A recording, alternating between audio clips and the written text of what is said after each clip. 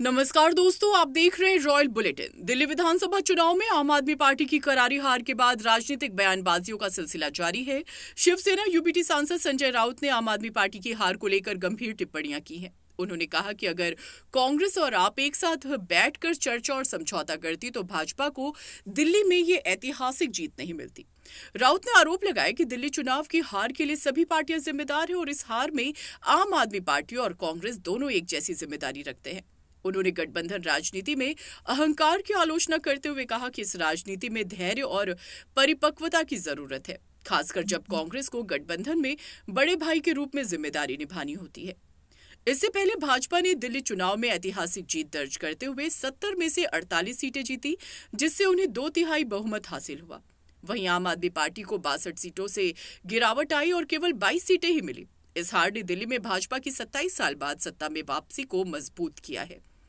राउत ने कांग्रेस से भी अपील की है कि इंडिया गठबंधन में सबको साथ लेकर चलने की आवश्यकता है ताकि भविष्य में इस तरह की हार से बचा जा सके। उनके अनुसार गठबंधन की राजनीति में मिलजुल कर काम करना जरूरी है ताकि चुनावी रणनीतियों में सामंजस्य बना रहे और विपक्षी एकता मजबूत हो। इस राजनीतिक बयानबाजी के बीच अब ये देखना होगा कि गठबंधन में किस तरह के बदलाव आते हैं और क्या दिल्ली विधानसभा चुनाव में हुई हार से सीख लेकर पार्टियां भविष्य की रणनीतियों में बदलाव करती हैं। सर, एक बड़ा सवाल सामने में जो लेख छपा है कि 15 सीटों पर आपकी हार में कांग्रेस का योगदान रहा है। हरियाणा में भी यही हुआ है। तो आप लोग इसको इंडिया अलायंस का क्या? नहीं, इंडिया अलायंस की बात नहीं है। कांग्रेस हो, हम सब इंडिया अलायंस के साथीदार पार्टनर है। कांग्रेस हमारा बड़ा पार्टनर है, सीनियर पार्टनर है, राष्ट्रीय पार्टी है। राहुल जी हमारे नेता है। लेकिन हमारे जैसे जो लोग हैं जो महाराष्ट्र में सालों साल से अलायंस में या आघाड़ी में काम करते हैं, उनको लगता है कि ये सबकी जिम्मेदारी होती है। खास करके जो बड़ा पार्टनर होता है उनकी जिम्मेदारी होती है कि सबको संभाल कर आगे लेकर जाइए। ये जिम्मेदारी आपकी भी थी, बैठकर बात करना चाहिए था। क्या हो गया? आपने सत्ता गंवाई और कांग्रेस को कुछ नहीं मिला।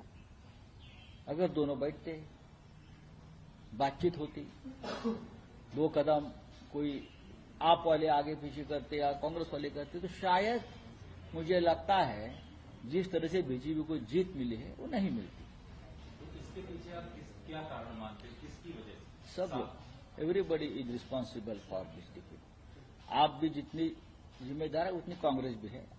अहंकार नहीं होना चाहिए, ईगो नहीं होना चाहिए अलायंस की राजनीति में, यह हमारा कहना है।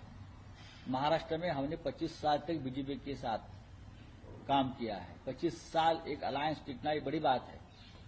अभी भी हम महाविकास आघाड़ी में काम करते हैं, हमें मालूम है किस तरह से आघाड़ी में या अलायंस में काम करना चाहिए। कांग्रेस को अपनी बड़ी भाई की जिम्मेदारी हमेशा बहुत ही संयम से निभानी चाहिए। क्या इंडिया अलायंस में नेतृत्व परिवर्तन की बात, जैसा कि ममता बनर्जी का नाम चल रहा है, आप भी सहमत हैं उसको लेकर? नहीं, उसका ऊपर कभी हमारी बात नहीं हो गई।